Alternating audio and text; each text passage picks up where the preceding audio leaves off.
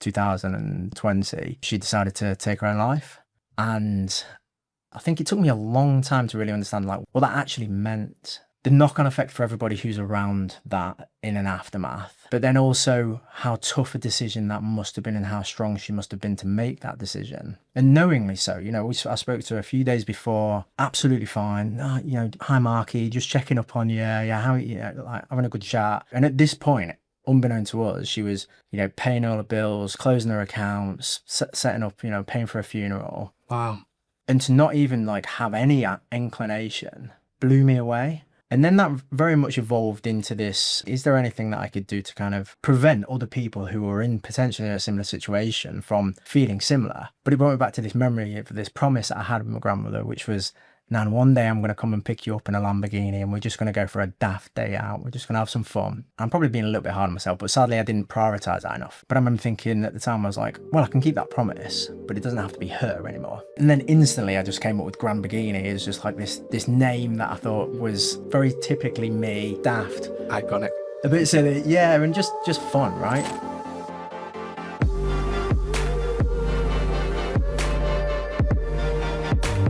Welcome to the Fit Dads Podcast. I'm Brad Thompson. I'm joined by, as always, Ryan Dutton. We've got a guest today as well, Ryan. Not just any guest. We're sat next to Mr Granbourghini, Mark Cody. Mark has built an incredible concept by picking up senior residents in sports cars to bring excitement to their days. But behind the laughter is a much bigger story. Inspired by his own grandmother, Mark spreads smiles across the internet with the goal of reminding us about the importance of family, connection, and making memories with the people we love whilst we still can. Mark's mission is now one of mental health awareness, suicide prevention, and reminding people not to take the important people in their lives for granted. Welcome to the Fit Dads Podcast, Mark Cody. Appreciate it, guys. Thank you for coming, mate. Really good of you. This is the strangest but greatest concept I think I've ever heard of. It was Brad that put me onto this a while back. And I've got so many questions for you after having gone through your social media, been following you for a while. What gets you to the point where you can have a Lamborghini? Let's start there. How did you get a Lamborghini? I guess not in the most conventional way at all. Okay. And this is kind of it's going to fall into a lot of what I talk about today, but, not getting in your way of the kind of normal social barriers that kind of come in, in, where society tells you and the box you need to fit in, or the background you came from. So for me, with the Lamborghini, it really just derived from this mission. There's no way from a business point of view that I would go out and purchase one of these. They don't make sense sensibly from a financial point anyway. But I think tying it to this important mission to me, that unlocked the most incredible doors, the most incredible opportunities. And so without any of that, and without kind of taking action to that, none of this would have been possible. Okay. So it all started with your why, essentially. Literally, yeah. What is your why? I think it's a really interesting one because it actually evolves quite a lot, and has evolved quite a lot. But principally, it's about, Brad, you kind of summed it up beautifully there with the introduction. We tried. But that was great. But yeah, look, I genuinely believe that life is finite and we have to make the most of every second. I've had, the most amazing childhood. I'm very blessed by, a really caring mother, and a hardworking father. But the things that stuck with me was, why do you have to grow up in a sense? Why does that childhood and that play, that ability to wonder and the curiosity have to stop within adulthood? And I think a lot of society rewards efficiencies over events, over emotions, over the moments that mean something to you. And so as a family, we were all incredibly close, and we continue to be. But my grandmother was very much part of our kind of tight-knit family. And I guess this, the whole mission for me stemmed really from her. She was very much, a life-loving person. And it was all about, do what makes the best story. And that for me, I always found fascinating because, she'd say, when you're my age, that's all you'll have left is a lot of stories. And I'd be like, no, just go out and do some stuff. You've still got loads of life left in you. And I couldn't really understand, you know, the medical side of it or any of that. But I just thought, you know, it felt like a mental barrier more than anything. Okay. How old are you when she was telling you these things? What age was this? I was pretty young, actually. And I think you kind of see it through actions as well. And it might be little things. It'd be like, right, my granddad, let's drive the barbecue up on a random day or something silly. And he'd try flipping a burger or something, I don't know, yeah, drop on the floor. But it would be the little tiny things that I'd be like, all right, it doesn't really matter. He's just having a bit of a laugh. We don't take ourselves too seriously. And I love that type of thing, because I think, again, it's all around. My genuine thought is, like I say, we're not here a long time, and we're going to make the most of the time that we're here. And it's really easy to just get torn up into day-to-day, monotonous, you know, speed. Like, I've got to be here. I've got to go to the next meeting. I've got to go pick up my daughter. I've got to go back home. I've got to go to the gym. The rat race. And you just end up in a chain. And I think that happens, you know, all ages, at you know, across different societies. I think it's just human nature. And what I really want people to encourage people to do is take a breath, take a moment, and enjoy those times, because actually the most simple thing can be the most magical memory. But you've got to be able to look for them, and you've got to be able to try and find them. But I guess kind of going back to, you know, where all this really started was during COVID. Obviously that was, you know, don't really need to go into any details about that, but that was where I kind of saw my grandmother lose her purpose and her drive for life. My grandfather passed away a few years before. That had a massive knock-on effect. But then the kind of social isolation side of COVID and what that caused, when we were kind of coming out the tail end of that, this was like a lady that I didn't even recognize, which was really hurtful, like really hard to witness and really hurtful. In what way? Just how had she changed? Physically, like she aged so much. Really? In what kind of time frame? 2-3 years must have been during COVID. Like 18 months, like such a quick time frame. Like even to the point where I was like, man, your hair's white. And she's like, I always dyed it. And I was like, all right, okay. And you know, and then it was just like, I've just stopped caring. I went around, she'd not get dressed. Wow. And it was just somebody, like I say, like this beautiful soul that I remember that I didn't recognize who she turned into. And that was really sad to see, because I was like, how do we try and recover that person? And the reality was that we just weren't able to. And so sadly, I always remember the date, because it was a week before my birthday on the 3rd of March, 2020. She decided to take her own life. And you don't really realize, I think it took me a long time to really understand like what that actually meant, and what the knock-on effect for everybody who's around that in an aftermath. But then also how tough a decision that must have been, and how strong she must have been to make that decision. And knowingly so, you know, I spoke to her a few days before, absolutely fine. You know, hi Marky, just checking up on you. Yeah, how, you know, like having a good chat, everything all right with you. And at this point, unbeknown to us, she was, you know, paying all the bills, closing her accounts, setting up, you know, paying for a funeral. Wow. And to not even like have any inclination blew me away. And I think it takes a really strong person to reach out for help, but it also takes a really strong person to go through what she did and then, you know, commit to that decision as well.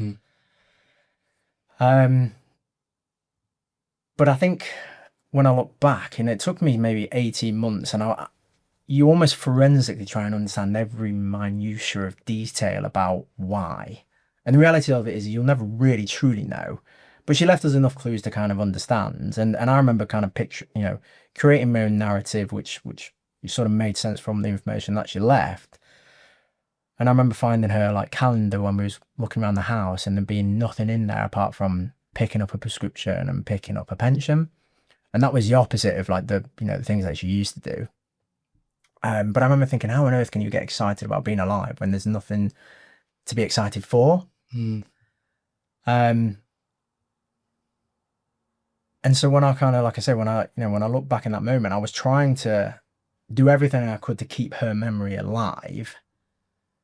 And then that very much evolved into this, well, you know, what thought process did we have? Like, is there anything that I could do to kind of prevent other people who are in potentially a similar situation from feeling similar? And certainly, you know, finding themselves in a position where she is now. And it just brought me back to one night, you know, I don't know if I'd had a couple of beers, but it brought me back to this memory of this promise that I had with my grandmother, which was, Nan, one day I'm going to come and pick you up in a Lamborghini and we're just going to go for a daft day out. We're just going to have some fun. And like I say, sadly, you know, I think back now and critically, I'm probably being a little bit hard on myself, but sadly I didn't prioritize that enough because I could have done that. And so that's me being, you know, like I say, brutally honest about the situation, but like it's in the way and that's okay. And you've got to be able to forgive yourself to be able to, you know, get through those things. But I remember thinking at the time, I was like, well, I can keep that promise, but it doesn't have to be her anymore. And so I thought, right. And then instantly I just came up with Grandbourghini as just like this name that I thought was, you know, just very typically me, daft. Iconic. A bit silly, yeah, and just fun, right? I think it was, again, we don't have to take ourselves seriously. Can we turn just a supercar, which is obviously this thing in itself, but into something more of like a, you know, a story, a mission. And then I started, you know, I hired a supercar for 3 days, messaged friends, put like a Facebook message out saying if anybody's in, you know, got a neighbor, mum, dad, aunt, uncle, granddad, you know, who's feeling like this is my story. I'll come and pick you up. We'll go for a fun day out. And it just, the joy that I got from that. And actually I found it ended up being real therapy for me because I ended up asking all of the questions that I wish I'd asked my nan. And I remember thinking, I don't even know who her first boyfriend was, where she went on her first holiday, what other stupid stuff she did.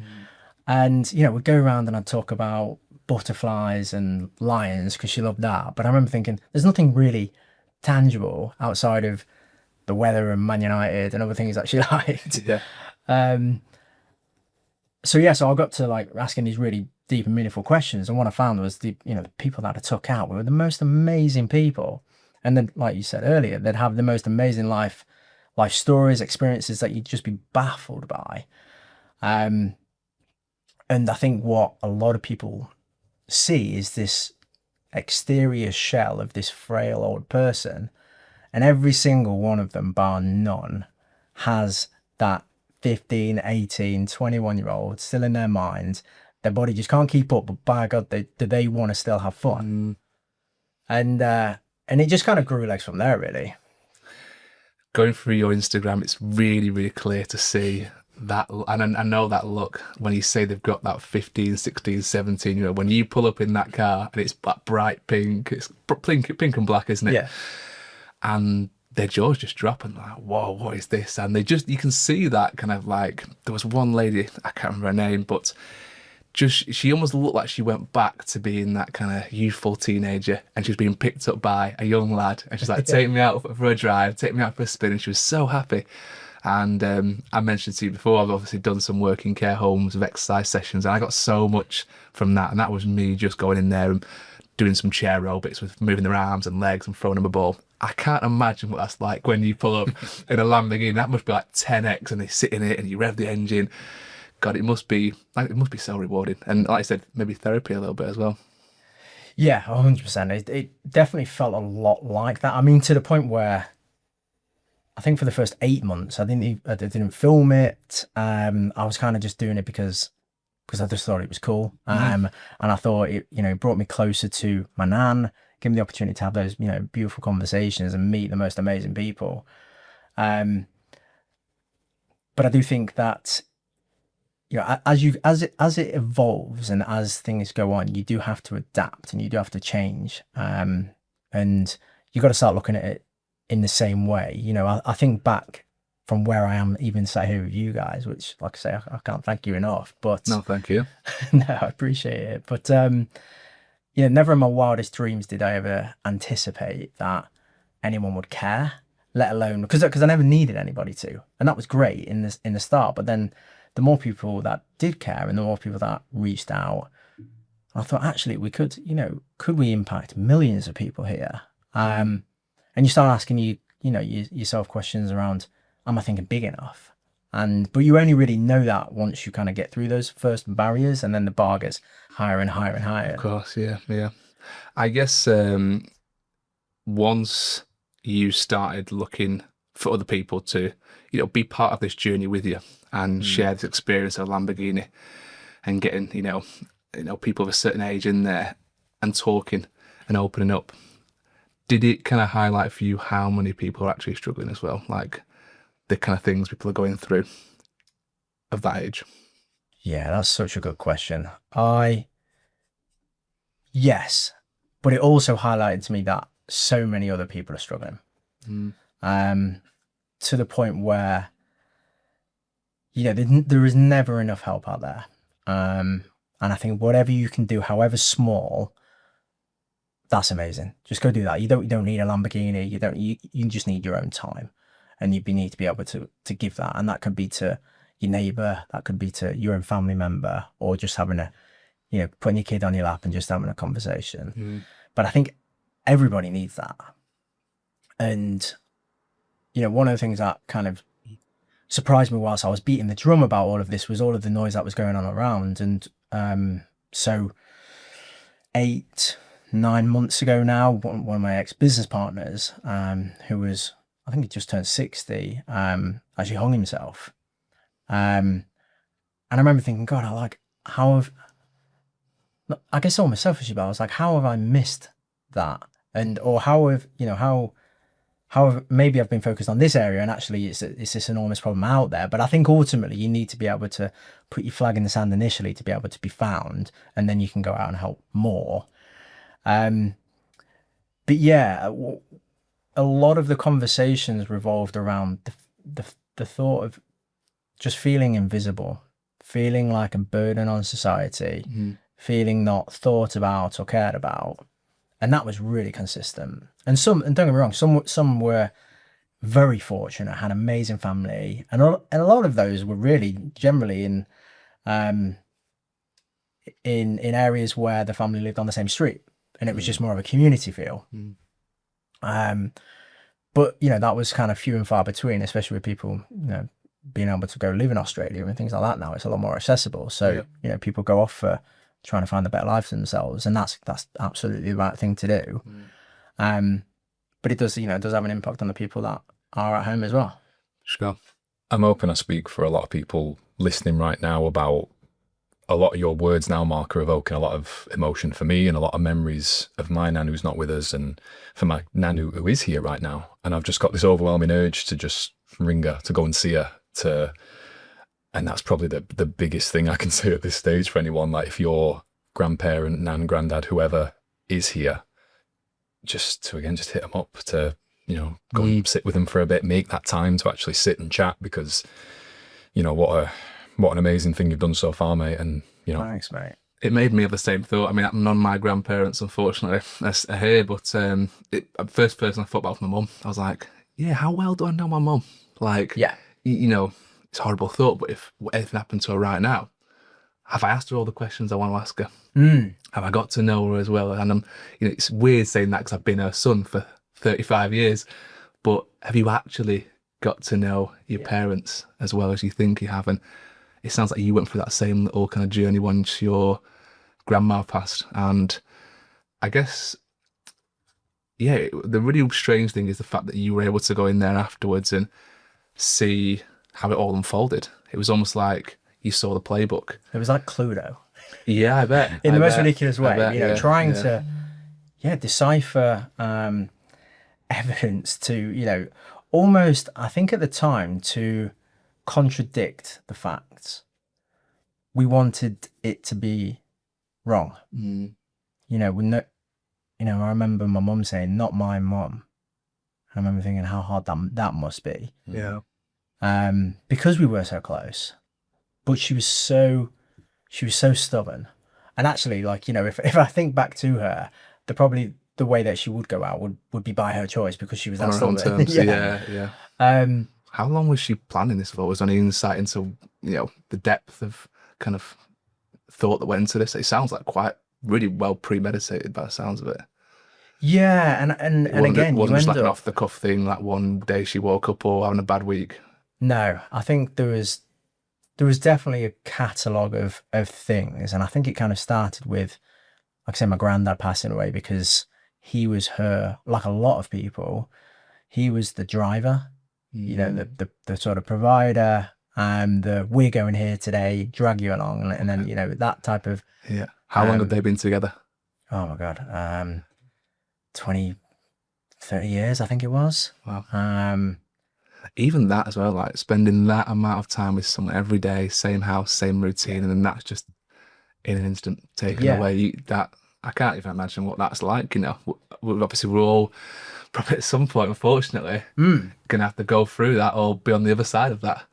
And so I think really interestingly on that, Ryan, the thing that would, with the people that I've spoken to, and I've got good evidence based on the conversations I've had with a lot of people who I guess are closer to the end of their life than at the start, and I don't want to make it depressing at all, but for the people that do really well in those scenarios are the people that have purpose. And that could be one thing. And generally, like, I found these 3 correlations, which is someone to love, something to do, or something to be excited for. And you really only need one. But it could be volunteering at the garden centre. You do it one day a week, you do it a morning a week, but it's the thing that you get dressed for, that you have repetition and, like, training, the gym, whatever that might be. It's having that purpose. And you need to be able to fill that gap. You need to be able to fill the void as best you possibly can with the void that, with the gap that's been left with you. And so I find a lot of people that do well about it, they absolutely miss that person and it was their best friend, but they're not willing to stop.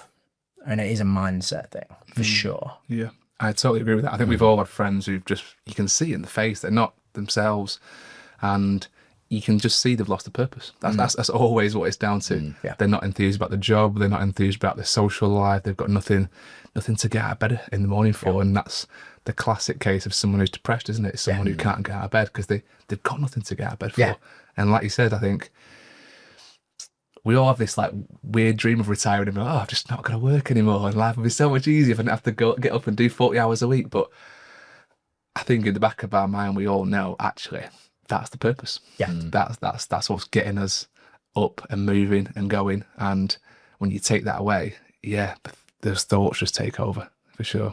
For me, it's not until you see maybe retirees or people who've, again, lost their life partner, from my observation, they almost see himself as a bit of a burden maybe. And they see himself as such a weight on the family, and well, they're having to care for me and look after me. And if that family dynamic completely shifts and flips, it's no wonder they can feel that way. Yeah. Because it's a very strange dynamic shift. And I mean, do you feel like there's any questions that you wish people had asked you more about maybe what you do, and maybe the lessons that maybe you can pass on from the work you've done so far, Mark? I think, there's so much. And I'm a daft lad at heart, but I mean well. And where I find there's a few things. I think one is learning the ability to listen and ask, but really take notice of what is being said. Because actually we could have the most amazing conversation and I could have said nothing about me and said, you even like you don't even know my name, and I've just asked really great questions, and that person feels like they've had the most beautiful conversation and you've learned so much about them. But you've got to be, it's quite a conscious change. And one of the things that, and I was terrible for this, and I'm trying to get better, but one of the things where, if you ever catch yourself in a position where you might say to me, I've just been to Italy on holiday, I'll go, I've been to Italy on holiday. And they're like, well, I wasn't talking about you.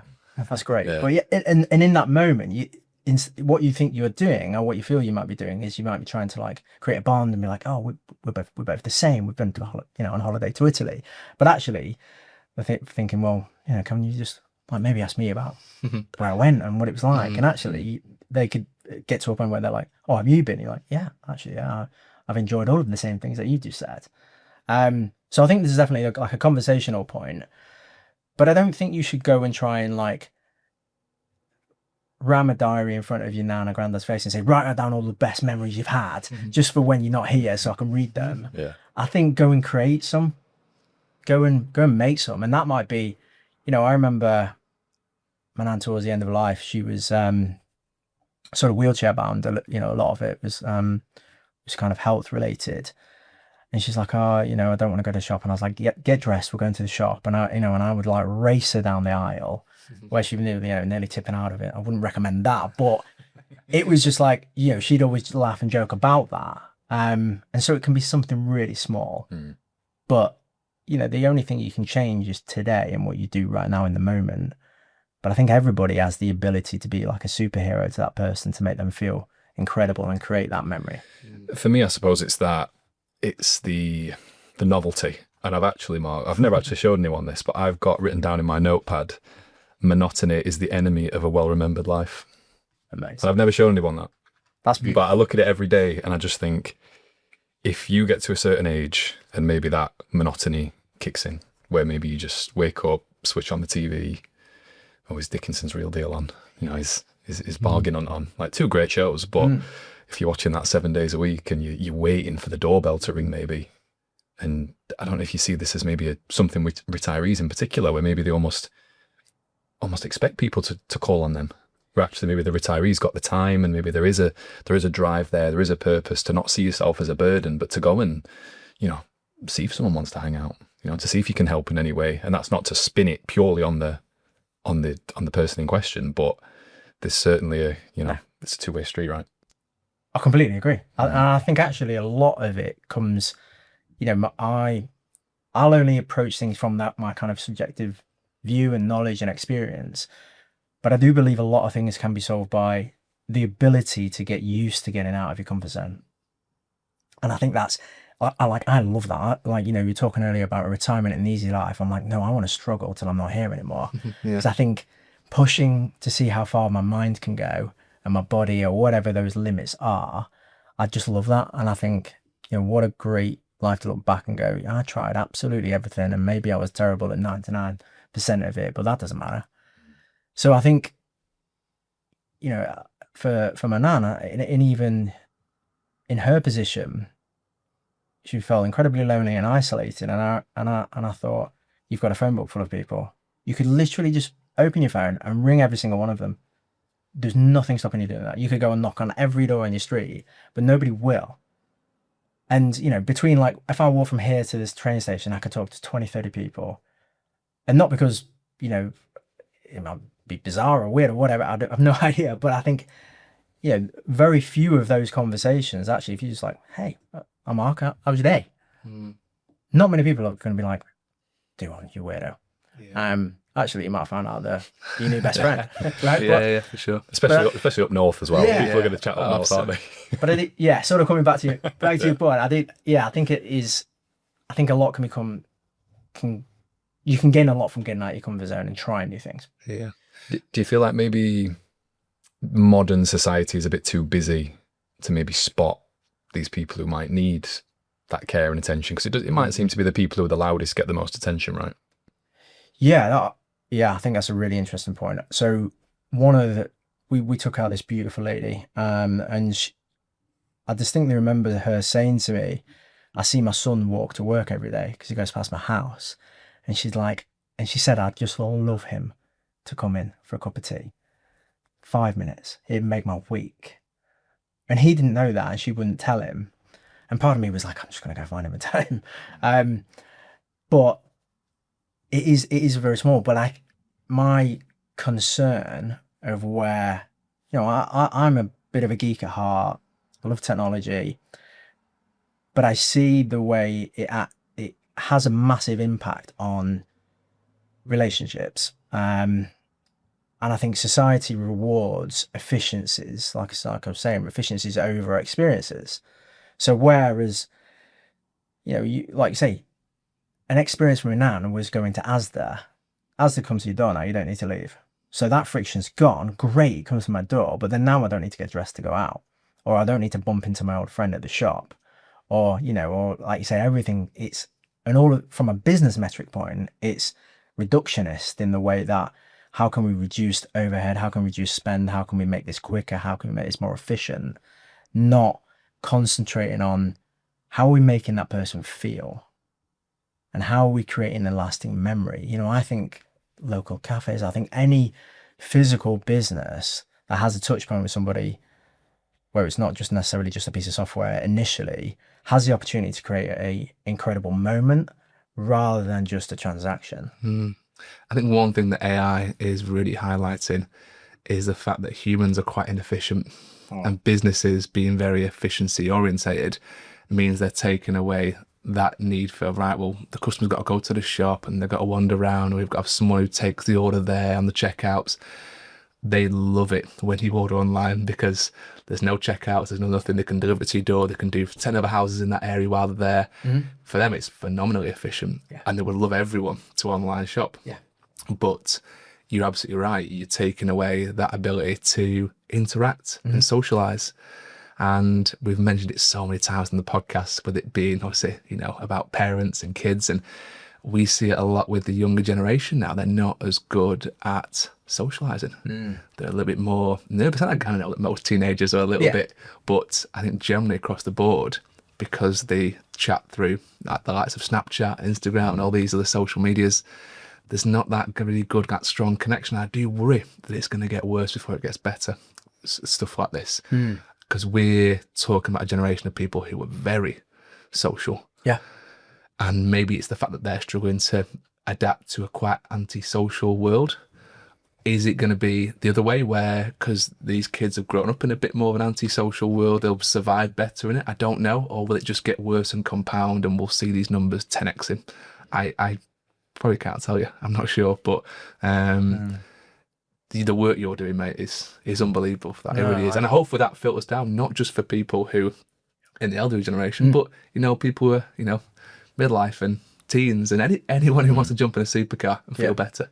I think you raise a really good point. And, even going back to supermarket is, a great example. Even just having a conversation with the person who was scanning your items because you were there a few minutes that will have been, for the most part, probably half of the human interaction that my nan had was the post office or, that, or outside of family. And so, like you say, it's quicker now because you can go for a self-checkout, but you do reduce that human element of it. I do think kids are incredibly adaptable, and my hope and the beat, the drum that I want to beat, and this is where, I hope businesses kind of see some of the things that I do, or, people of any age generation kind of see what I do, and it gives them the ability to, I guess it allows them the ability to go, oh, I'm going to go try that, or I'm going to go have a look at that, or actually, why don't we change the frame of just purely looking at the bottom line and looking at how do we make that customer feel? Because I actually believe if you approach it in the right way, and there's loads of great examples of this, but if you approach it in the right way, from a business point of view, because the most expensive part of a customer journey is the acquisition, right? Getting a new customer in. But if you make them feel something that nobody else has made them feel, you'll keep that customer forever. And so if you concentrate on that element and making them feel so unique, so powerful, so thought about, and these can be tiny little changes, even just like the wording of the way your products are laid out. I can think of some examples actually. I don't often shop at Waitrose, but I will every now and again for something fancy. If I want a nice pair of some flowers or a nice treat, or we'll have a nice meal in for two, I'll go there. And it's very, very obvious the level of service there and how helpful they are in Waitrose. And I feel good when I go there. I come out and people were phenomenally helpful. I was after when my missus gave birth recently, I wanted to get her just some flowers because she stayed overnight. So I got one of these orchids, and I don't know what I'm doing with flowers, so I was after a flower expert to come over, and some guy happened to be gay, by the way, just but he knew exactly what he was doing, and he was flamboyant, he was awesome, he was so friendly, and I left there going, that guy, he's earning his keep here. He's definitely like giving everyone a good service.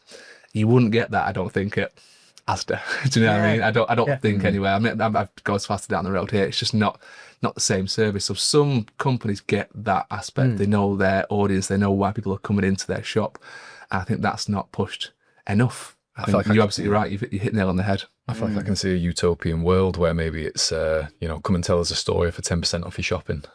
Just something where, do you know what I mean? Just a free hug at checkout. Do you know what I mean? Because I remember listening to Joe Rogan, and he used to live in LA. Yeah.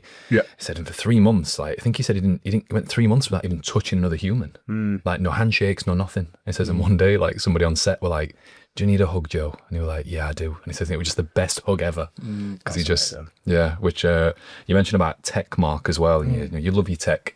Is there any tech that you think could be useful for maybe connecting with the elderly or people who are suffering with loneliness in particular? I think a lot of it is, and I speak to, like I say, a number of people about this. I think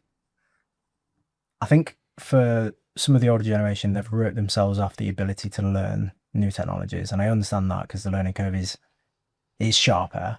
So I think there's things fundamentally at product level we can design in a better way for aging population, for sure. But I would urge people to use technology to augment an in real life experience in whatever that looks like.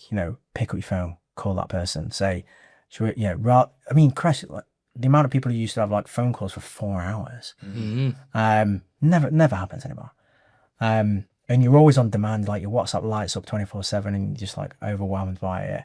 Whereas I'd rather just say to somebody like, mate, let's go meet for a coffee. Let's go meet for a beer, like, whatever that might be. Let's go for a walk. And so I think whatever we can do to utilize technology to create more reason to leave the house, more reason to have social experiences, then it's a good use of it for me. Have you ever heard of an app called Ponder?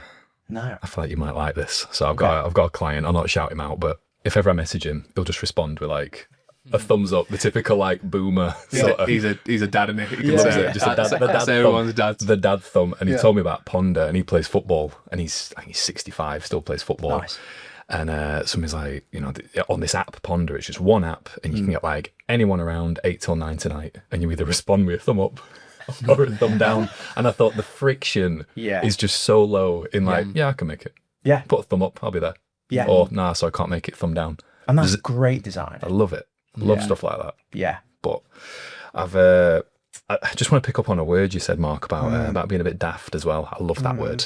I think for anyone who's maybe overseas who doesn't know like what that word daft means, I would just summarize it, because I definitely say I'm very daft with my lad, with my family in general. How would you describe your attitude around maybe your own family and people you come into contact with now? I think it probably comes more down to a level of comfort with yourself where you don't judge your own behaviors too critically. And so I guess as an example, I was taking my daughter to school the other day, and I don't have like a child seat or anything for her on the bike, so I just sat her on the back pannier and just wheeled her to school. But I was pretending it was a rocket ship, and we were dodging like meteors with the trees. And I was like, this, from an outside perspective, this looks insane. But she was having the best time. And so I think it just comes more down to, in the moments, to not take myself too seriously. And I try and do this in any scenario, but where, there's definitely parts to play. But that would probably summarize it. I think the ability to try and find a creative, magical moment in the ordinary without worrying what other people will think of you is probably and that takes effort, doesn't it? We've spoken about this with kids before, because we'd love to think every parent goes out their way to give their kids the most magical experiences like that, but a lot of parents don't, because it's time, it's effort. We're busy, we've got this on and that on, we've got to be here, there's a schedule. I'm knackered, I've been busy from work. And I always think about it. Actually, a song just came into my head. Do you remember that song, JCB? Yeah. And it says like, some of the lyrics are like, Dad's probably had a bloody hard day, but he's giggling and laughing away. And I always think about that. It's just such a nice kind of lyric, and it sums up how most dads should be. Like, it doesn't matter how hard your day's been, what you've had on. If your kid wants to go and do something afterwards, make that experience for them. You know, make sure they get that, because they grow up so quick. They do. And I think you've got to be... It's really difficult, because I think the world piles on lots of pressures externally. And I think whilst in those moments you've got to be consciously aware, it's really easy just to find yourself sat there scrolling and your kid's trying to talk to you, and you don't even... You're like, oh my God, how long have you stood there? and you're like, what am I doing? And put your phone away. But I think it's okay to let yourself be like that. And it's okay to let yourself have those moments. I think if you try and... Right, the phone gets boxed away, or you can create little routines around it, which are really healthy. But I also don't think it'd be too hard. But I would urge people to be a little bit more conscious about it. Like I say, a walk to school. You walk in school anyway. Right, let's play I Spy on the way, or whatever it might be. Put it on your shoulders. It doesn't have to be anything crazy. Turn it into a race. Yeah. And so I think if you can try and abstract yourself, because what you'll actually find is by the end of that, you'll feel so much better anyway. Yeah. And it, and it's escapism and fun and play for you as much as it is vicariously for your kids. And that doesn't have to stop, does it? No. Not when you get, to secondary school, when you get into corporate world, or maybe when you retire. That doesn't necessarily have to stop. I think that's probably more as a societal pressure. Massively. And I mean, you mentioned there about like how playful you are with your kids, and I always try and find questions that maybe you've never been asked before. But if you were a granddad one day, how do you think you'll be? What sort of grandparent do you think you'll be? What sort of energy do you want to bring? How are you with swearing on this podcast? Fine, yeah. I've got the worst potty mouth. Okay. This is probably the least amount of swearing I've done this far into a podcast. Fine. My thought, and I guess my hope, is that they look and go, he's a fucking lunatic. Still driving that Lambo. Yeah. But like, where is he now? Like, what is he up? Yeah, that would be, and it's more to kind of inspire them that, like I say, my I love Walt Disney's kind of theories. I love the idea of curiosity, play, and the ability to wonder has no age limit. And I think it's a conscious choice. And my hope is when I'm, I bought a pair of Heelys the other day. Did you? Yeah. Wow. My wife I thinks love I'm utterly mental, which is right. They do them in like adult sizes. Adult sizes, yeah. Do they? Wow. And I found them on Amazon. They were like 60 quid, which is ridiculous. But I was like, I need to try these. Yeah. I raced them around the kitchen. They're so hard. But I was laughing my head off just with these. So imagine kids' faces when you just like scoot up to them like you're a travelator. My wife was like, you can't let Daisy see you in them because she hasn't got any. But yeah, I was like, why not? Why not? Why can't a 85-year-old climb into a Lamborghini? Why can't they throw themselves out of a plane? Why can't, why does play have to stop? Work and life and all the pressure around it are incredibly serious in their own right. And I want to inspire people to challenge their beliefs around that you have to conform. It's funny we should latch onto that word play. I remember listening to a podcast a while ago and the host said, do you know what the opposite of play is? Stagnation. They said depression. Depression. They said as soon as you stop playing, you are on a bit of a dark path. Interesting. Because it's, how much of that is more self-help, guru mumbo jumbo, but how much of that is clinical, it makes you think. Like the opposite of play is probably, well, everything's, it's not worth playing anymore. Yeah. Life is a big game if you want to see it that way. And if the score is how many memories you can keep, then why not? I think that word conform as well is something that we all feel like we have to act a certain way. I think that starts in our 20s, isn't it? And we're told, you've got to grow up now. You've got to grow up. How many times as kids are we told that? Well, it's tribalism, isn't it? Yeah. We really don't, you don't ever have to. You you have to conform to some social norms. I mean, you can't, Yeah. you can't keep walking around in your birthday Heelys. suit. Yeah, yeah. There's nudie speeches for that. Yeah. But there's a certain sense of your personality, which is very clear that you've got as well, which is that daft bit you said. It's we all need that because it just fuels life. It fuels the energy of the household. It fuels everything, doesn't it? It fuels important decisions. And I think there is definitely a distinction between daft and being reckless or stupid with something. And you can still, you can still be serious. You can still have those moments where you've got to pay your bills and you've got to go do those things. But I think you can encourage more curiosity, play, that element within the average day. Because ultimately, I mean, I've been blessed in many ways, from a beautiful family, incredible friendship group, and but like everybody, they've been through hard times. And my best friend, I was at his wedding, I was best man for his wedding, and his wife was terminally ill, and she passed away a few months after. I think she was 26, and that really hits you as she was lucky enough to know that she had a sort of a time limit and made the most of what she could with the time she had. Most of us aren't, I guess it's lucky in one sense, but most of us aren't aware of that time limit. Yeah. But why are we playing so cautiously as if we're going to live forever? Yeah. And that would be the question. I think, I don't think be reckless. Don't go throw yourself off a bridge because I'm going to die today anyway. But I think you can be conscious about the choices of going, like with my nan, I could have gone and hired a supercar and taken her out. But I chose to play it safe and not do that. And now I look back and regret that. And one of the things, having spent a lot of time with older adults, is the biggest, most coherent message throughout all of them is regret the things, regret the things that they haven't done, not the stupid decisions they did make, because they, that's just a story.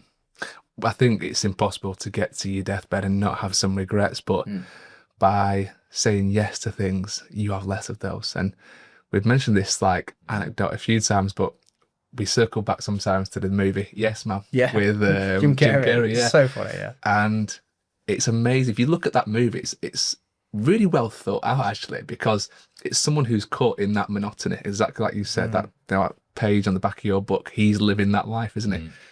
And then he just says yes to everything, and he goes on this wild journey. And some things are like, I'm not doing that again, but it's an experience. And, there's no harm in saying yes to things. And you mentioned something right at the start about your grandparents, and when you were describing them, and you said they were just people who made things fun and said yes to things. And if he drops a burger on the floor and it's splattered, who cares? It's one of those things. It's clear that obviously you want to be that for your grandkids, if you ever have grandkids.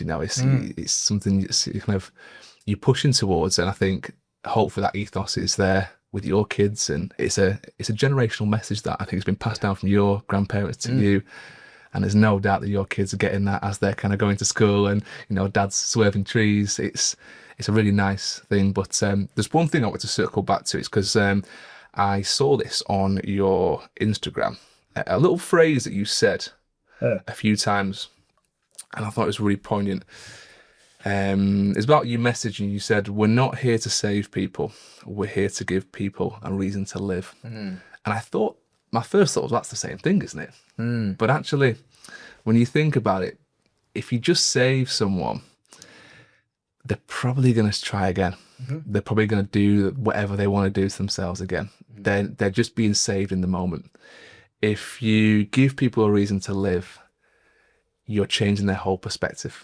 And it's preventative. And I love that message. I really like that phrase. It's something you've mentioned a few times on your videos, which I think is great for exactly what you're trying to achieve. Yeah, and no, I appreciate you, even watching them, but yeah, picking up on that. It's I think one of the things that I found was the more time you spend doing anything, you understand it more, and you realize, all the harrowing mistakes that we made, and and trying to figure those out as you go along. But I think back to, again, my grandmother's story, and if a week before, if I turned up in a Lamborghini, would that have changed the situation? I don't believe it would at all. And this is, as we evolve, this is why my hope is that the more people that listen to my messaging, you know, whether you're a business owner, a parent, whoever you are in society, that you, and almost regardless of age as well, that you start encompassing some of these kind of, you know, methodologies, because I think it is preventative. I think the ability to get out of your comfort zone, the more you do it, the more you practice, like anything, it just becomes a muscle that you train, and then you get better at it, and it becomes more natural, and your reflex. So when I look back to saying, can we give people the tools and the understanding? And my hope is when we drag a 95-year out in Lamborghini, the next day knocking on the neighbour's door doesn't seem all that scary anymore. Or picking the phone up to a friend they haven't spoken to for 20 years, because now they've got something to talk about.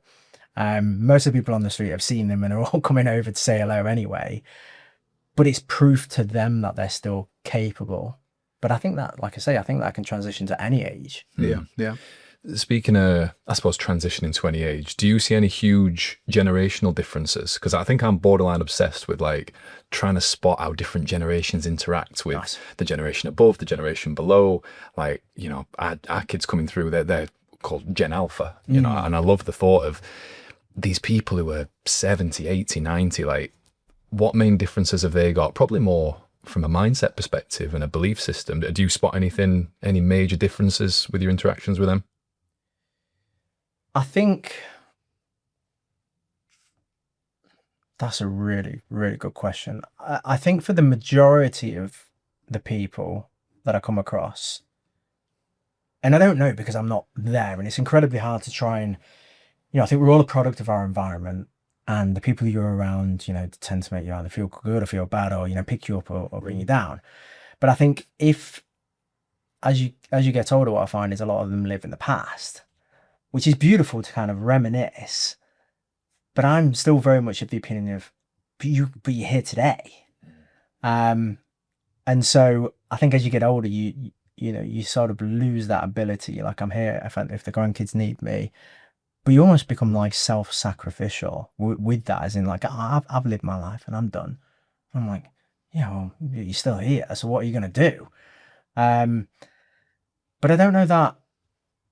I think if you think about like the different age groups, you know, my eldest is 6. Now, does she think about tomorrow and plan for tomorrow? No. Does she think about the exact moment she's in and makes the most of that regardless of the second later? Yeah, absolutely. And somewhere along the line we lose that. And that's kind of what, you know, I hope to try and bring back to people is 19-year-old that you feel, you know, that you still feel you are, is there.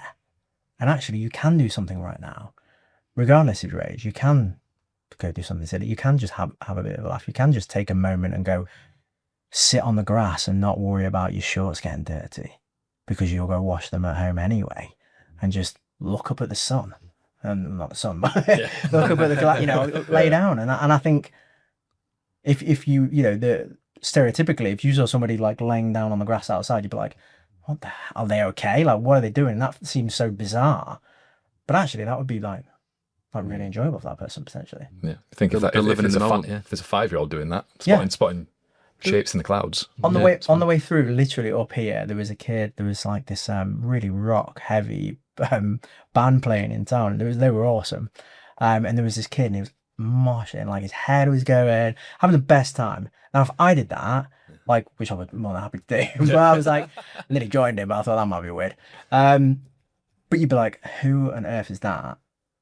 And my question is like, why does society think in that way? And I think there's a fine balance, but I do think we often spend a lot of times worrying about things that never actually happen, and worrying about people that you think are thinking about you and have their opinion about you, and actually they don't fucking care at all. They're too busy worrying about themselves. And maybe it's a British thing. Maybe it's a bit more of like a, you know, an uppity, hold yourself a certain way, you know, don't get too big above your station. And I've got friends who live out in the States, and my little brother lived out in the States for a bit, and he just said it's a completely different feeling. Like, they celebrate success, they celebrate people being a bit wacky and doing like a bit weird stuff, and you know, why not? And I'm just thinking of different cultures and the way that all shapes it. And I think I don't know, but when's travel off the cards? It probably never is, unless your health's absolutely down the pan. You know, I just think travel is such an amazing door to unlock. You know, you've just, like you said, you got back from Italy.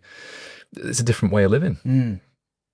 Yeah, it's fascinating. I think you're right. Culturally, it has massive impact on those things. And again, my subjective opinion is I think it all just comes from a product of your environment again, because like I say in America with things like that, it's like, oh, look at that guy's doing over there, let's go high five him, and like, you know, whatever. And like GRANborghini over there went berserk. We ended up in like People magazine and a load of radio stations, and they were like, this lunatic over in the UK is doing this, and I was like, that's awesome to celebrate that. And they were like, bring it to Chicago, man, and you know, all this really fun stuff. And you know, I've had like an early 80-year-old lady in a Lamborghini with me with the top down, and we were getting hurled abuse from people like crossing the road, and I remember thinking that I wonder if they have any idea what I'm doing. Wow, so was this in the UK or America? Yeah, in the UK, in Sheffield, yeah, on London Road. Really? Yeah. Yeah, it's fascinating, that, isn't it? People we do judge more over here. I actually made a funny video about this today. I was talking about running with your top off. Yeah. And I said, if I watch a guy on Instagram in America running with top off, I think, what a grafter. Legend. He's legend. He's out there. What a dude. Look at him, it's top off, bare chested, running through some hot streets in America. If I'm on holiday in Spain and I see a bloke running with top off, it's sunny, it's like, you know, 40 odd degrees, of course, I'd be probably doing the same over here. If I see a bloke running down London Road with top off, I'm thinking, what a twat. What a twat. And I've hand on heart. Yeah. I do that. I'm so why are we like that? It's You cause crashes, mate, that's why. I even said if you've got a good physique, you're not just a knob, you're a double knob. You know what I mean? If you're in shape, you're a double knob now. But why is it like that? Why have we got this sense of like judgmentalness around people who are doing good things, got his top off, training hard, he's clearly in good shape, he's doing some running. We judge over him. I don't know what it is. I think there's a sense of like I said, don't get above your station, stay in your lane kind of thing. And if you see someone in a nice car, there's a certain sense of that, isn't there? But and on that as well, I think it comes down to the ability of the recipient in that scenario to be bold enough and brave enough to go, I'll never probably meet that person ever again or see that person. So why does it matter? I don't care. Yeah. I don't care. I saw a brilliant, I really like, who's the owner of the UFC? I can't put his name. Dana White. Dana White. He's got some fantastic reels online about just not caring. Like, there was one over there, his open line was, I don't give a fuck. I don't care what anyone thinks. I've got a good circle of people around me. We do our thing. We get after it. We work hard. We're in shape. We make money. We're just doing our own thing. Anyone outside that circle can throw as much hate as they want. It has no bear on who we are. And I thought, it's like your sphere of influence, isn't it? Like that he's created this just like atmosphere around him and the UFC and what was created. That it's just untouchable. It's just it's a rocket ship to the moon, isn't it? And it's untouchable. And you've got to be that. You've got to be your own rocket ship to a certain degree and believe in that mission. And I wonder whether, like I say, I think a lot of that comes from like learned behaviour. You know, like from an early childhood anyway. Of conforming, falling in line, doing the right thing. But I wonder how many incredibly talented people have got to their deathbed and like I'll sing in the car. I know I'm awful. I once thought I was great. I booked myself onto X Factor. I bought a microphone, recorded it. I was awful. Did you actually? Yeah. And I was like, but okay, well, I'll give it a go. But I remember thinking the amount of people who are like, must be amazing at singing, but nobody will ever hear that because they're too worried about being judged. And I think what a crying shame that would be. Yeah. Confidence, it's something that it's hard to nurture that, isn't it? I think there's a lot of nature with confidence rather than nurture. I feel a bit bad sort of bringing the tone down with this quote, but I've just been reminded of have you heard of a guy called Les Brown? American motivator guy. Yeah, he had a quote which is, the richest place on earth is the graveyard, because that's where all the great ideas, most of the great ideas end up. And that is so, it's quite harrowing when you think about it. How many ideas and how many, prospects have disappeared, how many great experiences have not been had, how many people have not been inspired because, a person might not have been brave enough, or they might not have been, willing to put their head above the parapet and take a few shots, Yeah. And it's really sad. It's really, really sad. And you mentioned a little bit about, that experience on London Road with a bit of abuse thrown your way. I mean, we've spoken about what went right with GRANborghini to start it off with. Were there any other big challenges that you ran into? Maybe stuff that you thought, this is a good idea, and then practically you thought, ooh. Oh yeah, so many. Yeah. I think that's like half of the battle, and I almost, I think you have to like relish them in some ways, but be able to know that no matter what you get into, you're gonna get used to getting punched in the face by all of these things, and it's how how like Rocky, like how do you just get back up and keep going? And it's okay if that's actually you find out it's not the right route, or actually it's not enjoyable at all, this process. So you can pivot. That's fine. But yeah, like one of the ones we had quite a few lawyers reaching out about Lamborghini suing us. Oh really? Not from Lamborghini, but from IP lawyers. And I've trademarked the name. And I remember thinking at the time, I was like, well, the best thing that they can do is just enter a conversation with us, because I'll never put their brand in in bad limelight. We're doing great things for them. Absolutely. My hope is that they can get on board. I was going to say, it's a shame if they don't, really, because it's awesome work you're doing. Yeah. No, I appreciate it, mate. And maybe they can give you a free car on the You way. never know. You never know. Yeah, and that's it. But I think for them, I think it's an opportunity anyway. But you could take those messages. I remember thinking at the time, I was like, oh my god, I lose the house, like the mafia and all this ludicrous stuff, and actually you end up finding like nothing actually happens. But you worry about all these potentials, and I think that's normal, and you've got to accept it. But you've got to also be able to go, right, this is the small part of your brain where you're going, well, what about this? And you just got to just put him to bed and crack on. You're going to talk about Mr Beast? No, I thought you were. Go on. Ryan told me to listen. He's like, listen to Mr Beast on Joe Rogan, and Mr Beast says a lot of these limitations that people bring to the table, like Mr Beast I think he spent 10 days in the pyramids of Giza. That's right, yeah. And everyone were like, you'll never be able to do that. And he says, They why not? They won't allow you to. Yeah, they won't allow it. Yeah. He's like, well, has anyone spoken to the person in charge? And they spoke to the person in charge, and they could make it happen. And it's like, until you ask the questions, until you get an idea and start to break it down. He's all about that mindset, isn't he, Mr. Beast? Like, I mean, he earns so much money that he can literally fund anything. He's like, money's not the issue. Yeah. Can we just get some agreements from people to go and do these crazy things? And that's it. Yeah. No. I think I completely agree. The question I was going to ask originally was, why Lamborghini? Was it because it was the GRANborghini? Did it all go quite nice? I'm thinking about all the other cars you could have potentially had. Ferraris, like. I mean, if we had called it Grand Fiat Punto, it'd have been a lot cheaper. Grunto. Good. So, I'm going to trademark that. Yeah.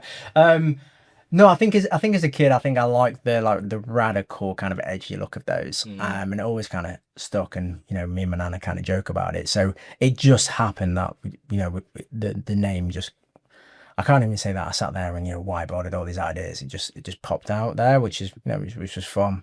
They're also very. I mean, they're typically quite obnoxious looking, aren't they? But you kind of want that. Like, if you're doing this thing where you're trying to build awareness, you don't want, and you're not going to get it in all black or all grey, are you? You want it in some bright colours. And were you alluding to something before we started the podcast about the colours and things that are going on? Is there something that's changing colour scheme wise with the GRANborghini? Do you know, there's so much, and I talk about the highest highs and the lowest lows of the journey of this, and I think it's good to talk about this stuff, and I think it's good to accept some things change along the way. So one of the real barriers to entry, and I've realized there's loads of things that we've done incredibly well, and there's loads of things that I would have done differently, but you only know retrospectively. It's much easier to look at that and change how you would do things. But one of the things I realized was, so I never charged anybody anything. Never like, when I've, bless them, like, somebody trying like secret handshake me a 20 for petrol, and I was like, just go for a meal with your kid or whatever. And whilst that's incredibly noble, care homes, charities, like all of it for nothing. Wow. Whilst that feels incredibly noble, and I was bringing it back to the fact that my nan wasn't financially available to do that, and I wouldn't want somebody who's in a position to miss the opportunity to do that. What I actually found it did was starve our ability to scale operationally. Because I was self-funding in most of the sense, we weren't able to then hire incredible people to come on the journey, and have been unable to then sustain the growth and the anticipation, everything that I would have liked. So that's been a huge learning curve, to the point where last week, this is there's a bit of a mic drop on this, but last week I actually sold the car. Oh wow.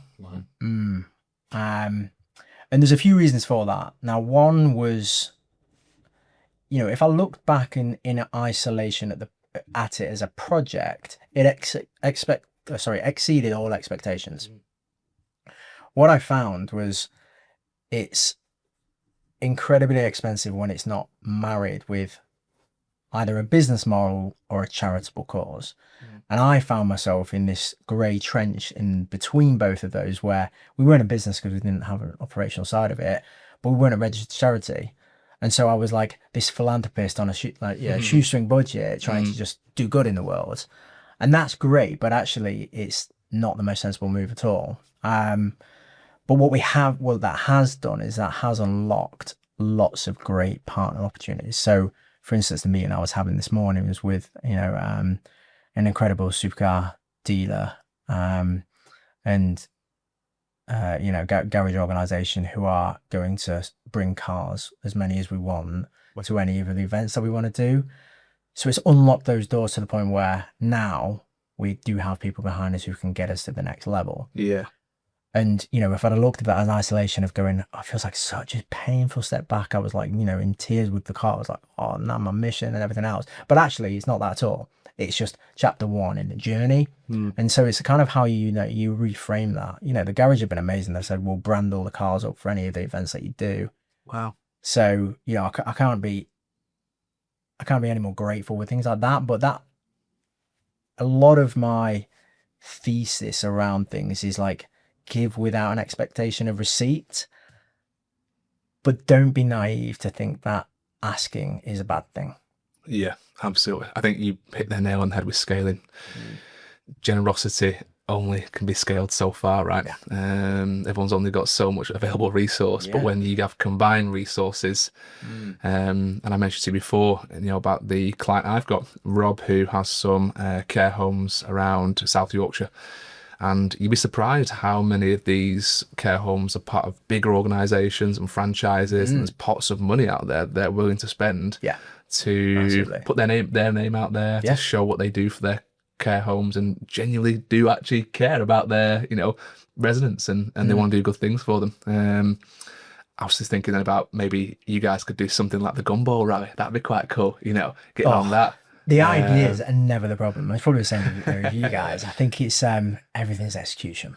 Sure. Everything's it's consistency over long periods of time with fantastic execution. And that's again like a muscle that you can kind of train. But what I found is, the journey of being in business over the last 10 years has taught me that I know my superpowers, but I know the million other things that I'm awful at, because I figured them out because I tried and I was like, I'm terrible at that. And I think all you need to do, I say it like it's easy, but you just have to bring in people who are fantastic at those things that you're terrible at. Yeah. That was the overriding thing on the Mr Beast episode, wasn't it? It was the fact that the kind of episode ended with them both agreeing that they actually started the podcast. So Joe Rogan started his podcast and Mr Beast started his YouTube channel pretty much in the same year. Oh, really? And Mr Beast was like 9 years old. Joe Rogan was like, his mid-30s. And they were talking about this fascinating concept of like, if they just met back then and had a conversation compared to where that is now. And they both had these wild dreams of where the podcast could get and where he could be as a YouTuber. And Mr Beast said something, and it's probably why I sent you that episode actually, because it was really poignant for like the podcast and what we do. He said, don't get into it because you immediately want to make loads of money from it. There has to be a purpose and a reason and a love for the game, he says. Like, he had this big, grandiose dream, but he actually loved doing it. And it was again, we talk about purpose. It's purpose. This gives us a little bit of purpose in the week, do you know what I mean? And, you know, whether you earn hundreds of millions from it or you earn nothing, enjoy it. At least enjoy it. And that's what keeps you getting out of bed. That's what keeps you pushing. That's what gets us to, you know, 133 episodes, 135 now. This one will be, won't it? Yeah. And it's what gets you to the point where you can have these partnerships and do crazy things, go to America. It's doing it because you really enjoy it. That for me is the overriding thing. Do you guys follow? Sorry, Barry. No, go on. I was going to say, do you guys follow Simon Sinek?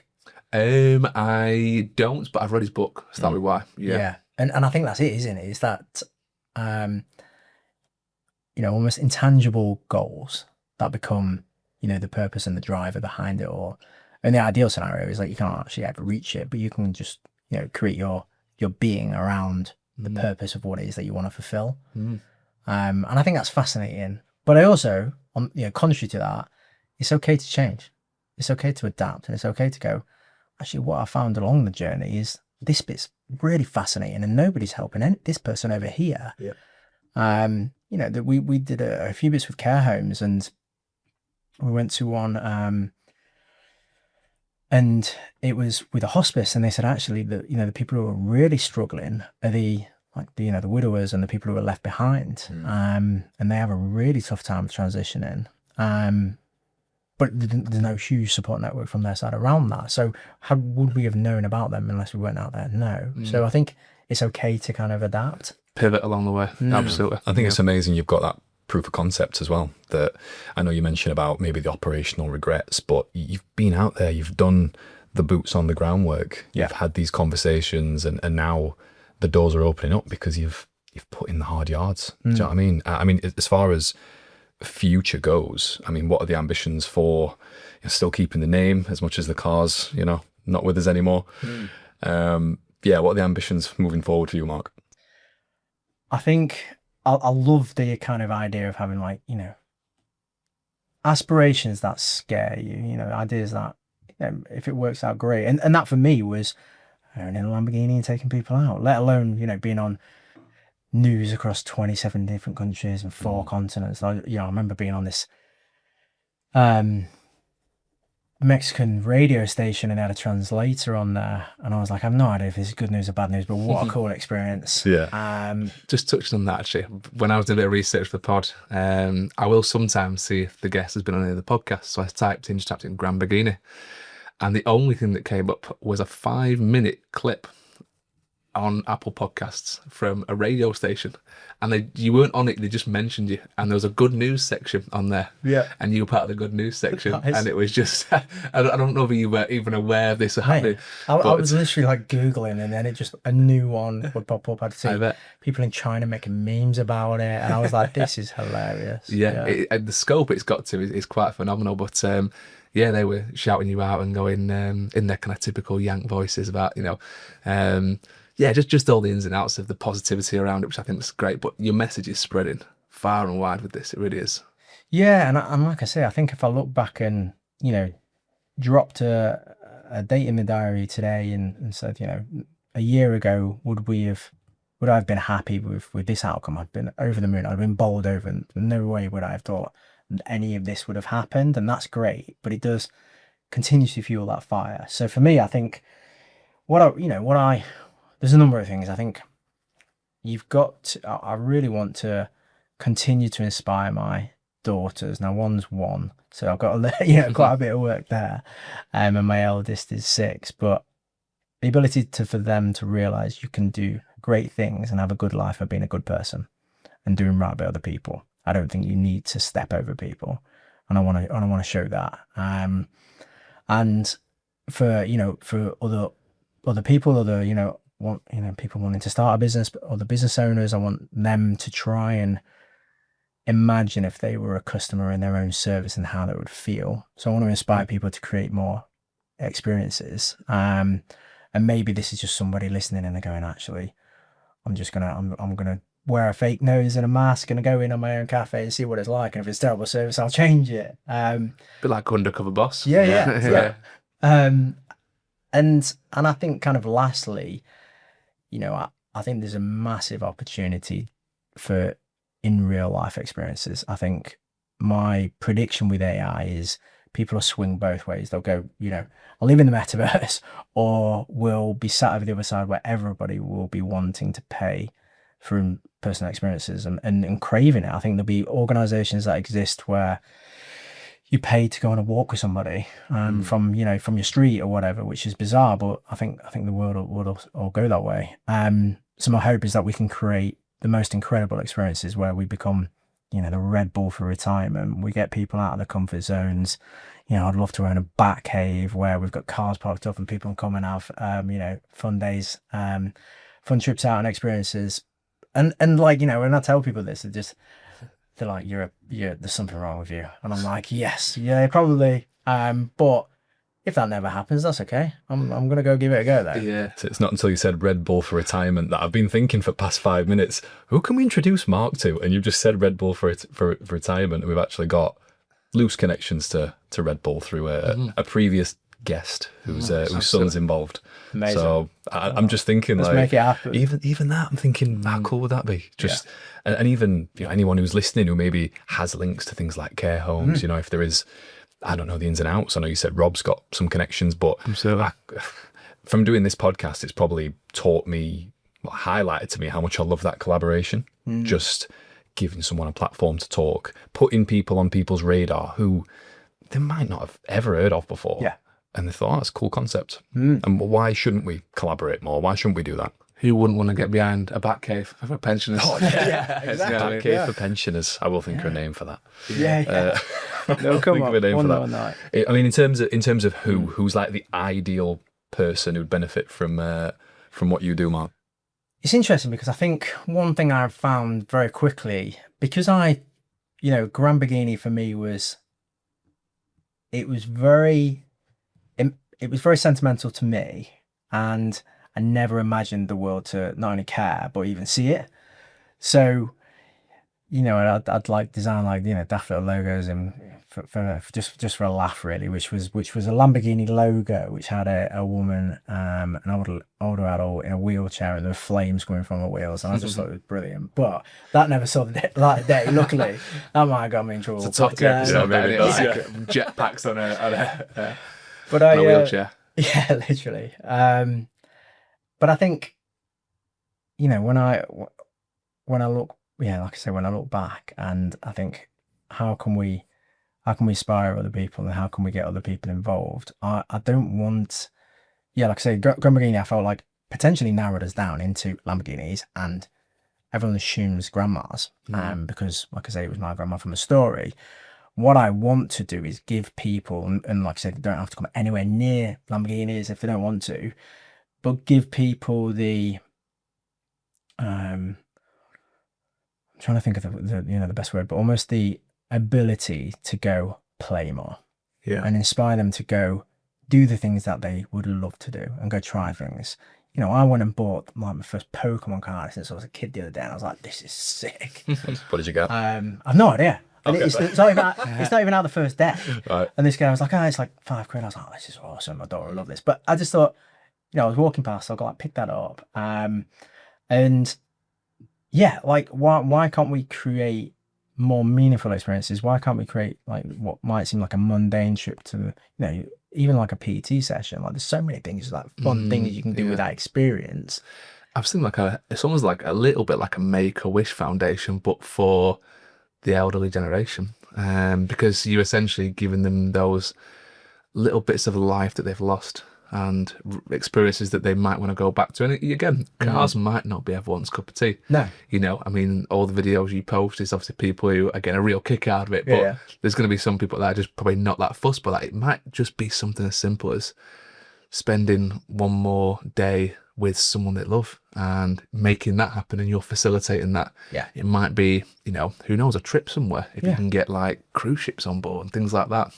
It's like the tooling as well, the kind of old adage of giving them the fish or the fishing rod, and I kind of think, is there a way that we can curate this decision where we go, look, we're going to empower you to get out of your comfort zone, and that can be from retirement, that can be anybody who's stuck in the monotony of life and constraints around how society tells us to live, to just try and go, why am I doing this? Even, you know, like lots of decisions, but like, why am I conforming to this? And like I say, I don't think go as far as being reckless, but maybe walk home a different way. Yeah. Like, go, like, look, I remember, like, you know, everyone's walking around like this, and I, you know, get caught up in that world for sure. But I was coming back the other day and was driving through the peaks, and I was like, and I was in the passenger seat, and I was thinking, is it always this green and bright? I was like, I've just never looked up. Yeah, you do that sometimes, don't you? Where you want to drive and you look to the side and go, I never actually looked to the side when I'm on this road. Yeah, and I'm like, whoa. I did come up with Snakes Pass the other day as I was coming to onto Manchester Road. I was like, I never looked left it. And that's an unbelievable view. Is that when the hills are really steep? You got sheeps on that. I did exactly the same a few weeks ago. Exactly the same. And I'm like, this is nuts. Yeah. Like, what? When you drive, that's amazing. That's where the back cave's going. Yeah. Oh, I can see it. That's the driveway. I can see it now. My brain's going tense. It doesn't trying to think of a name see still. the Peak District objections online. There'll be a petition online somewhere. Stop the back cave. There's pensioners on Snake Pass. What's going on? Dress the sheep. I mean, I've got a few novel questions for you, Mark, if you're willing, before we dive into something that I'd love for you to share. But you got a favourite supercar? Anything that you'd love to maybe have a sit in or go on a track day?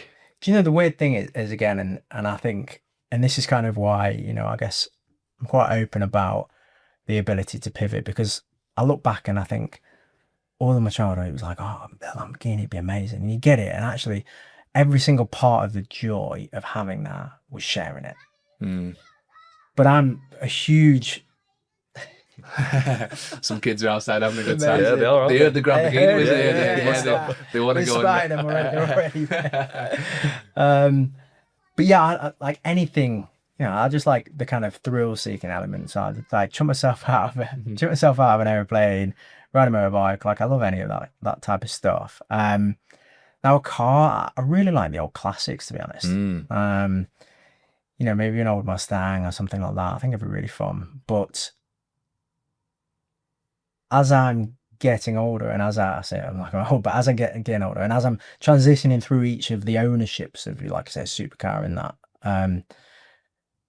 actually, if I never own one of these ever again, but I just facilitate, I'll be a happy man. Yeah.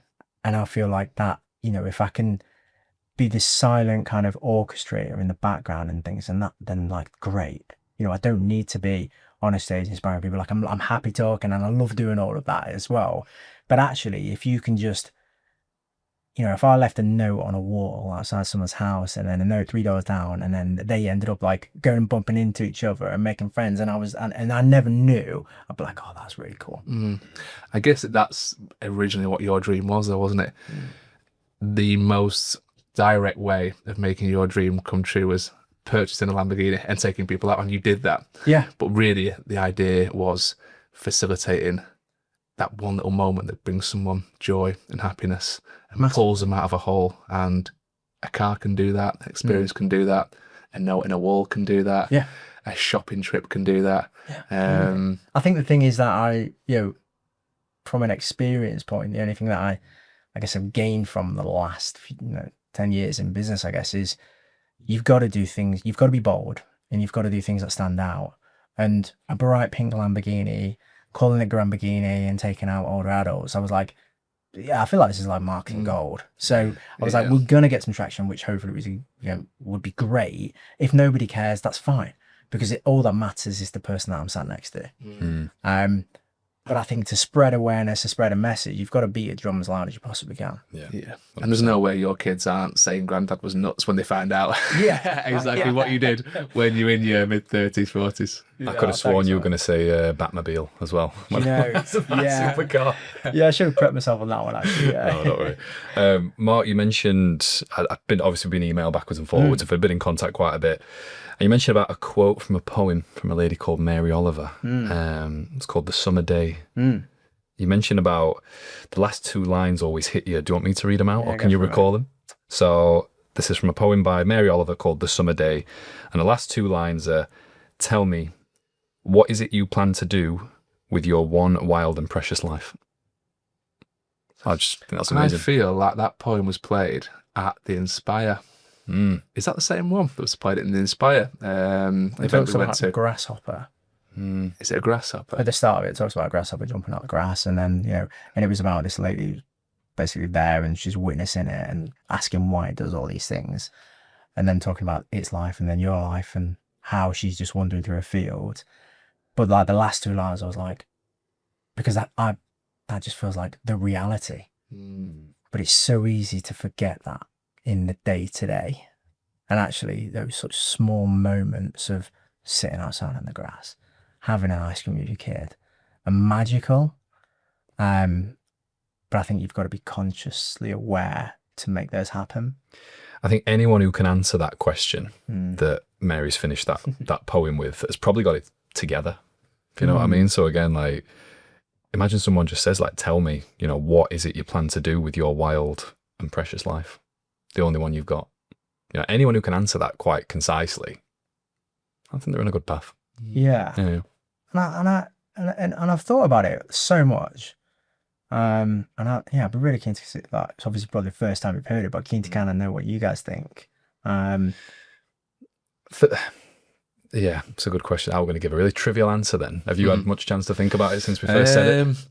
What would I plan to do? I guess you really look at, like, what is the life you want to lead? And I think as a dad, all you really want, and that switch changes as soon as you become a dad, is like just giving your kids the best experiences.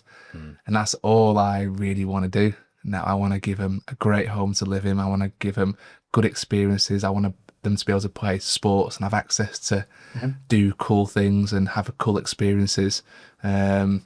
All these things as a dad go, right, that's going to cost that much, and that's going to cost that much. Yeah. You start thinking practically, with 17 clubs a week. Yeah, exactly. But you realise that I want to make that happen. And you alluded, obviously, what you actually said at the start of the podcast about how you had a fantastic childhood. And I think a lot of that comes from experiences, doesn't it?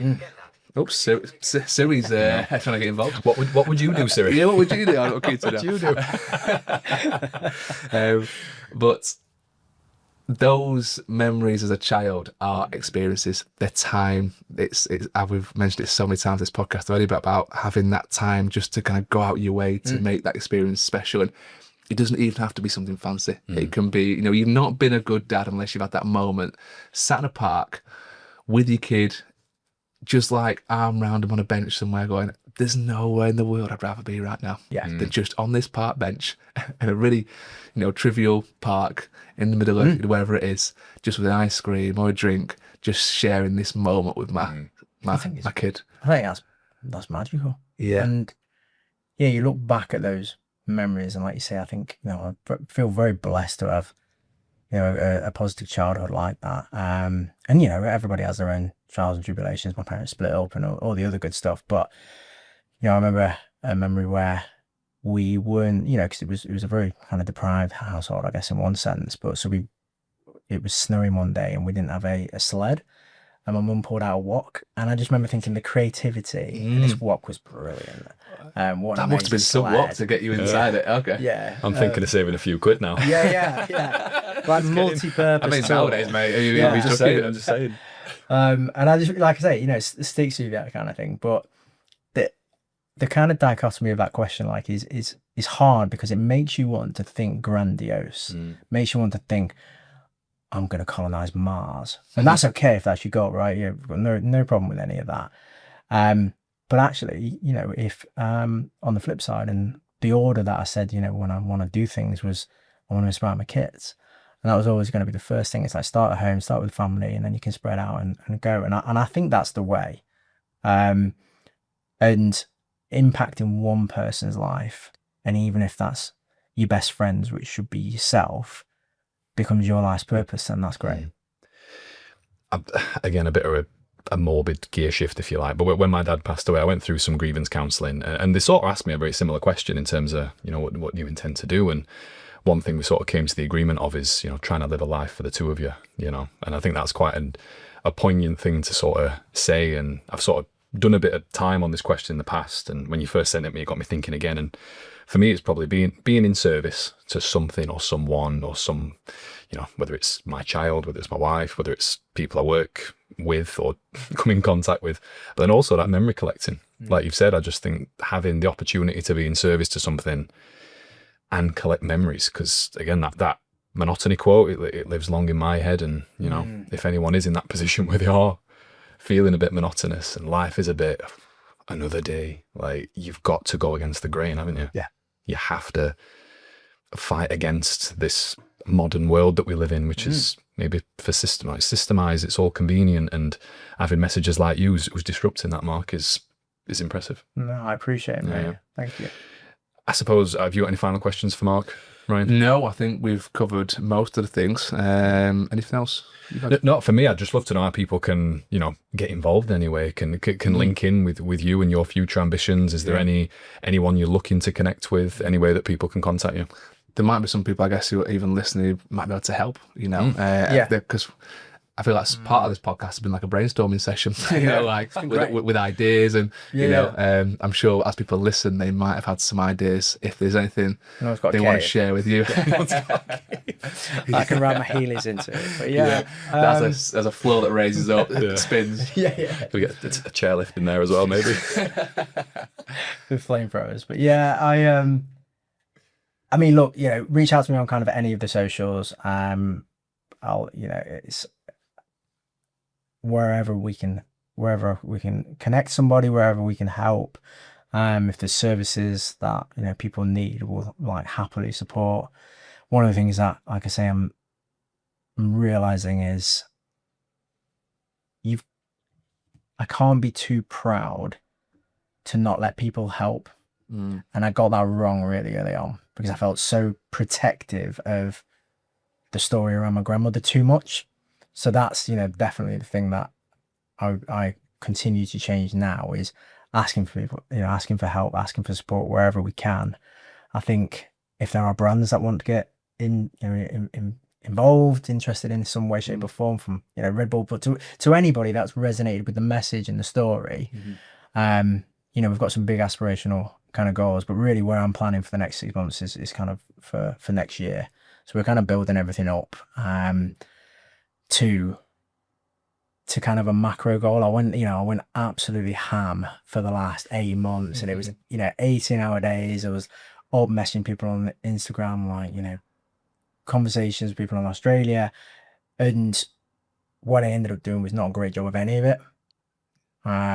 Doing too much yourself. Yeah, 100%. And neglecting, family and things like that. And actually, the moment I reframed this as this can be my lifelong journey, kind of took a bit of pressure off of that. Yeah. And you can be really aspirational with that, but you can also be very pragmatic, with actually January is not that long away, and we can plan for an excellent next year by putting things in place now. And for all the people that I've reached out and have not been able to get to, because this is the thing that's really got to me. Whether it was because they're in Uganda or whatever it might be, we're trying to figure things out. So you got to bear with me. But we'll hopefully get our way to you. We will tag all the socials in this episode, wherever it might be. It's on YouTube, on Apple, Spotify. Mark, thank you so much. No, I appreciate it. Thank you, Mark. Guys. Appreciate you, mate. Guys, thank you for joining us on the Fit Dads podcast. We'll see you next one. See you soon. Mega, top man. Really Cheers, good. Mark. Yeah, really good.